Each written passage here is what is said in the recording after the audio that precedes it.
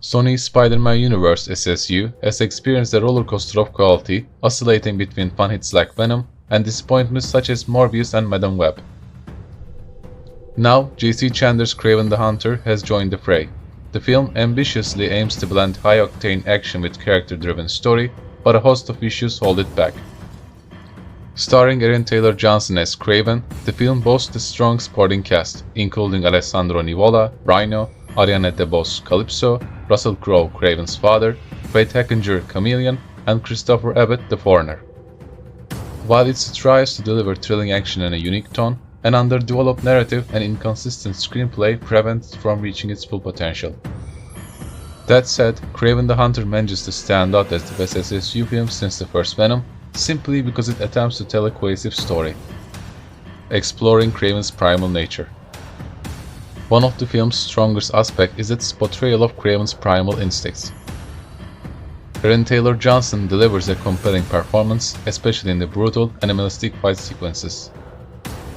The R rating amplifies the intensity of these moments, offering a visceral viewing experience.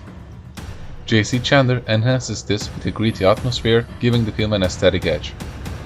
Among the supporting cast, Alessandro Nivola steals the spotlight with his surprising performance as Rhino. Ariana DeBose brings mystery and strength to Calypso, though her character feels underutilized within the narrative. Russell Crowe's portrayal of Kraven's authoritarian father adds depth to the protagonist's backstory, while Fred Hackinger and Christopher Abbott intrigue as Chameleon and the Foreigner respectively. The film's darker, grounded tone is another standout feature. Unlike the comedic or overly exaggerated approach typical of SSU films, Kraven the Hunter opts for a grittier style, aligning well with its protagonist's savage nature and offering a fresh contrast within the SSU. A weak script and rushed storytelling. Despite its strengths, the film suffers from significant narrative issues. The pacing feels rushed, especially in handling its villains. While characters like Rhino, the Foreigner, and Chameleon show promise, they lack depth and end up serving as mere plot devices. This superficiality wastes the potential of the talented cast.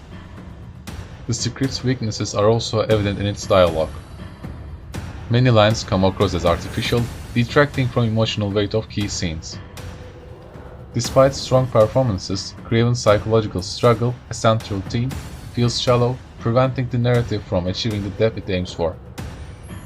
The complex relationship between Kraven and his father, while thematically rich, is similarly undermined. Although Russell Crowe's presence hints at a layered dynamic, the film's hurried pacing leaves these interactions underexplored. As a result, Kraven's personal journey, even with an extended flashback sequence, feels incomplete. Visual effects and editing, a mixed bag. The visual effects oscillate between impressive and lackluster, leading to an inconsistent viewing experience.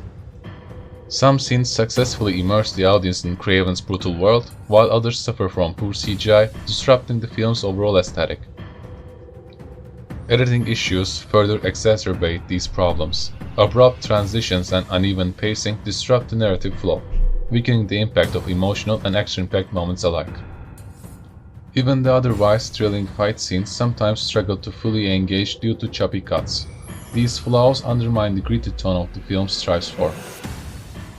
Flawed, yet watchable. Kraven the Hunter doesn't completely escape the pitfalls of Sony's Spider-Man universe, but it manages to stand out within the franchise's low bar. Its engaging action and strong performances, particularly from Aaron Taylor Johnson and Alessandro Nivola, offer enough to entertain fans. However, the rushed storytelling, weak script, and inconsistent effects keep the film squarely in the realm of mediocrity. While J.C. Chandler's attempt to craft a distinctive tone is commendable, the execution falls short of his ambition. Still, Kraven the Hunter remains watchable, particularly for those seeking a wild, action-packed experience. Whether these standalone villain stories will hold meaning after the SSU inevitably falls is uncertain, but one thing is clear: if Aaron Taylor Johnson returns as Kraven, few people will object. That's all for today's video on Kraven the Hunter and its place in Sony's Spider-Man universe. While the film may not fully deliver on its potential, it still offers a glimpse into what this franchise could achieve with a little more focus and polish. What do you think about Kraven the Hunter? Did you enjoy it, or do you think the SSU continues to miss the mark? Let's keep the conversation going in the comments.